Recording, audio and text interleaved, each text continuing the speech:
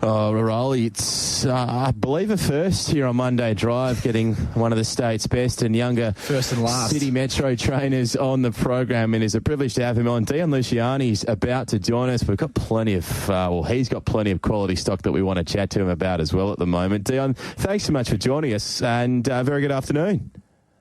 Hey, g'day, fellas. Good to be on the show. I'll just turn this motorbike off here. She's making a bit of noise. Hang on. That's all right. It sounds pretty loud and clear from our end, Dion. Oh, we're out on the farm just dropping the feeds in, so the motorbike's a bit easier than walking. Where's your farm base, for those that aren't aware, Dion? Well, all our work's done in the city, but I married the love of my life only a couple of weeks ago, and I learnt that it's a lot easier just to say, yes, darling, of course you can, and then life's a lot easier. And then Bailey wanted a farm. Bailey wanted lots of horses, so here we are down here with all their ponies, feeding them, and I reckon I've said yes about 10 too many times to look at these paddocks. But happy wife, happy life, Dion. Exactly, that's what they say, isn't it? Exactly. And yeah, she's a good girl, so we've got to keep her happy. No, congratulations on the wedding. How was the wedding weekend, Dion? There is a lot of WA racing flavour to it, I'm sure, in the guest list. Look, we only had a small get-together. There was only 50 people. We kept it very, very tight and neat. I mean, I fooled a lot of people wrong because, going back years ago, most people were waiting for me to come out of the closet, so I feared it. I certainly fooled a few of them. They thought, is that little bastard straight? Oh, well, there you go. So I proved a few of them wrong, but I'm a lucky man. I've got beautiful. Oh, the price you get for being stylish, hey, Dion? I know. Oh, no, just because I was a metrosexual, I took care of myself. Yeah. Does himself up. Does himself up nicely. As Jerry Seinfeld says, not that there's anything wrong with that. You know? Absolutely. Exactly right. Well, you know what? We might turn our attention now to some of the racing crop that you've got in your stable at the moment, Dion. And the horse I do want to start with heads to what I would imagine is a Colonel Reeves this weekend in Oscar's Fortune. You must have been tickled pink with how he returned to WA with his run in the Prince of Wales behind Joker's Grin. I was wrapped with the run. He's obviously, it's the first time he's ran through the line and looked competitive for probably 12 months now. The horse was a little bit worse for wear when he first got home, and we didn't have a great deal of time to rest him, so he only got a month in the paddock up there at Balmoral Park, and they do a great job up there, so the month was well spent, but he just didn't quite come back as good as we'd like, knowing we didn't have a lot of time to play with, and he's just progressively looked a little bit better and a little bit better week to week, and he's nearly there. I was happy enough with how he looked when he went to the races the other day. Might have just coming out of this run, we can go ahead again. What was the was it just that he didn't really enjoy his time over in Victoria, because he really didn't, since he left your care. I think it was at about mid-2024 he left your care, Dion. He ran a couple of placings, but generally speaking didn't put his best foot forward over there in Victoria. Have you got any idea why he didn't enjoy the conditions or training setup over there? I think the horse was just out of his comfort zone. Yeah. We ran him once over there and he ran second in, I think it was a Group 2 race. Yeah, the Scalacci, yeah. And then we gave him one more and he put in a bit of a bodgy run. I think it was Cox Plate Day. But it's very different racing over there. It's high pressure. It's high tempo. They generally send the horses and have them running. And it's not his racing pattern. He likes the Willie Pike style of being cuddled, kept the bit in his mouth and saved for one last crack at him. And probably much the same in his training regime as well.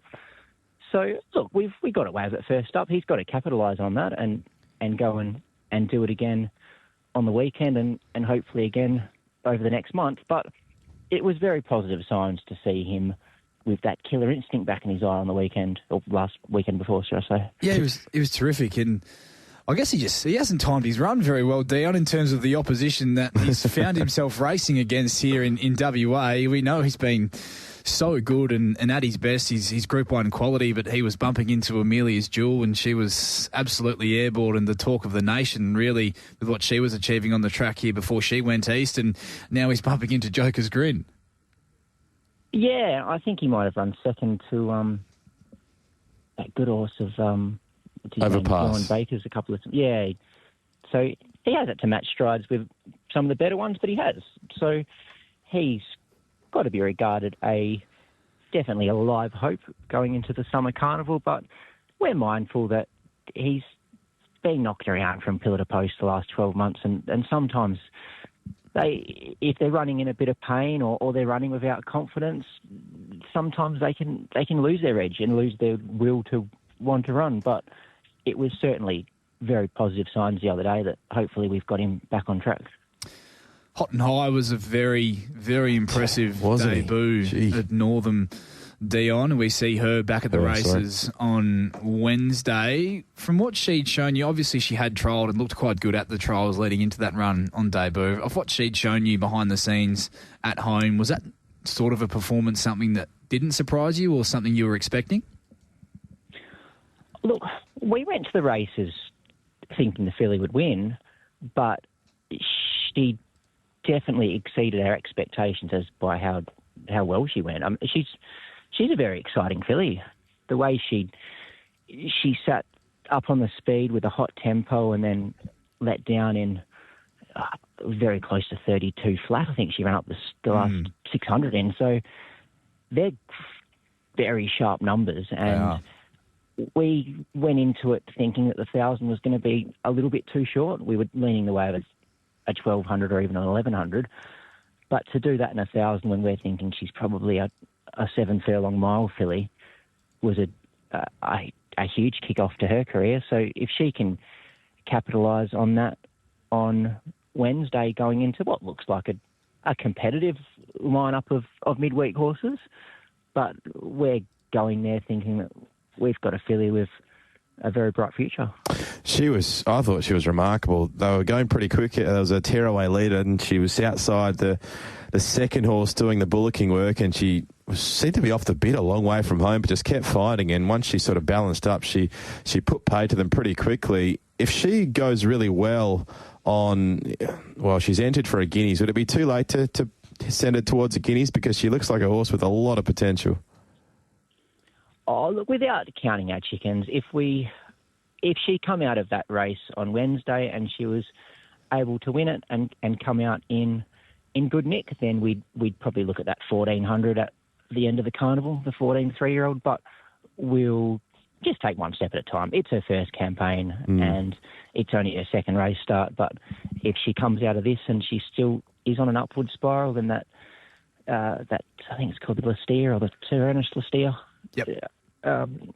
In a few weeks is probably a perfect race for her before she goes back to the paddock for a break before next year. What have you made of the start to Yes Queen's preparation, Dion? She hasn't once again been overly looked after by that barrier draw heading into this weekend's Placid Arc. Her first up run was good. She didn't get a lot of galloping room and got way too far back. But in saying that, Trevor's filly was still the run of the race, Luana Miss.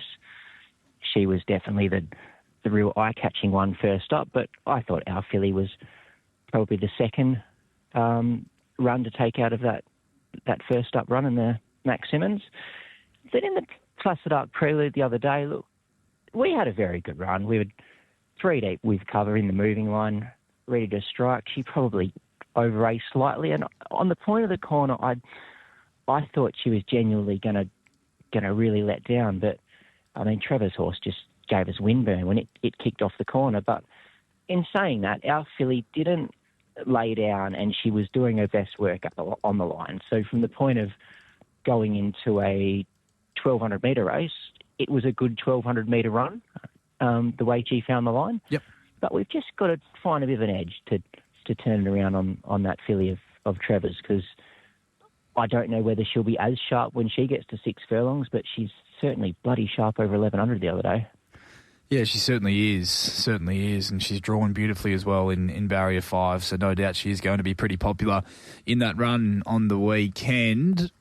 Is there any potential, or would you put any potential thought towards a maybe a change of tactics with her, given she has drawn very wide once again? And we know that early in her career as a juvenile, I know the plan has been to try and teach her to settle, and she's been letting down quite well off the back of that, ridden with a bit of cover. But we know she's very quick as well when she wants to be.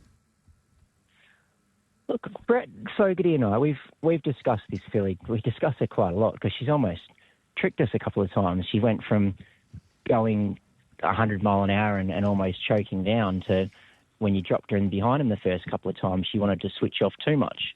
And perhaps in her training and her day-to-day work, we may have put too much emphasis into trying to switch the filly off.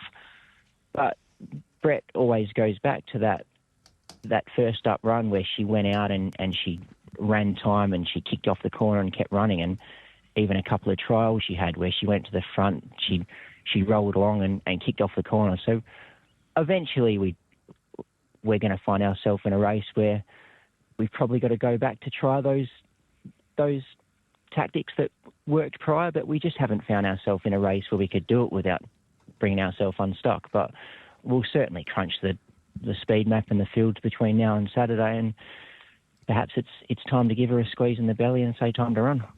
A horse that has only had the one start I want to ask you about, nominated for a few of the big races this carnival, Wrexham, Dion, trod superbly before a first up showing at Northam. Is this a horse that you believe there's a lot under the bonnet with, and what's the plan going forward with him? Look, he's a big, dumb, annoying horse. And he's almost hard to like. You walk past him and he headbutts you, and he's got a massive parrot mouth where he's got a bit of a dorky look about him, and he's a real strange, very, very immature, laid-back character. So he was very hard to read at track work. Like, he'd work okay, but he'd never go out and work like a rocket. But then all of a sudden we put him in a trial and he sat back last, checking off heels off a slow speed and pulled out in 1x4. And I thought, Jesus, this thing does go all right. We took him to the races, and because of his big, heavy frame, he pulled up very, very sore. So he's got to have probably 3 months off. And he's actually sitting here looking at me with his big dumb face in the paddock alongside me as we speak. Is he trying to headbutt you? You are a dumb... Oh, he is. Have a look at the head on your ear, dumb butt. Yeah. But, he's got potential, guys. He's going to need a bit of time, and that's what he's out here doing now, just resting up, and hopefully he can make the grade in the future. What about South Hobart on Wednesday, Dion? Can you make a case for this galloper? Not often you see horses begin their careers in WA. Then she made her way across to Melbourne and had a number of starts over there. And now she's back here in the West in your care. And I thought she trialled up quite well for her return as well. She did. So we had all through, I guess, 2 and early 3-year-old campaigns, and I was in love with the filly. I used to talk her up to Brett Fogarty all the time and said how much fun we were going to have with her. And then I think her first race start, she probably should have won. I'm going to say she should have won because I'm still talking through my pocket because, man, a fair few of my mates all walked away to the race track with a lot less money than we walked onto it that day. But because of the way I'd talked the filly up, Brett thought, there are only 3 once, and if she could get some black type, there's a lot more options over east than there is here, particularly for a horse that's probably a mile and further. And she won a maiden over there, but probably just things didn't quite go her way a couple of times. So Brett thought it was worth her while bringing her back here based on her rating and the sort of races that are available for her here. But we're certainly going into Wednesday's race quite hopeful because it's her first run back, but she's certainly ticking all the boxes at track work and in the trials the other day to suggest that she should be in for a good campaign. All things considered, a couple of nice chances heading to Belmont on Wednesday. Would you be expecting Hot and High to go there and get the job done? Anything can happen, and I guess there's a lot of 3-year-olds in it with similar form to ours, and they're probably all aiming for the same sort of race as we are, and I'm sure they're all very happy with their horses going into it. But this filly's certainly got a bit of X factor about her based on her first up debut run, and if she can, I guess, complement that and find a little bit of improvement based on the experience and a little bit of improvement based on the fitness gain, then she's going to be awfully hard to beat. But there's 2 or 3 horses in the stables at the moment, which if things go their way, we could hopefully have a bit of fun over the next couple of months, and Hot and High is certainly one of them. Can you let us in on who those are? Would one of those be one of the gallopers that went to the trials this morning, Dion? Because you had some pretty handy ones trial this morning. Is there one or two, if they're not the ones you're talking about, that we can follow from Belmont this morning? Oh, the ones from today are all lightly raced, so they'll still have another trial or two before they head to the races. That filly called Dance version of Nino to Filly, she's showed a lot of promise, but just had a lot of little issues with illnesses over the years. So that's why she's still yet to go to the races, but she's certainly got a lot of upside. But, I mean, we're just banking on, obviously, Hot and High, Yes Queen, and if the old horse Oscar can put his best form forward, and the mare obviously out there on Wednesday, South Ho, but between the 4 of them, if they can bring their best, I think their best is quite good. Hey, Dion, thanks so much for your time, mate. We'll let you get back to working on the farm. Best of luck in the Placid Arc this weekend, mate. All the best throughout the Pinnacles as well. Thanks, Dion. Cheers, gents. All the best.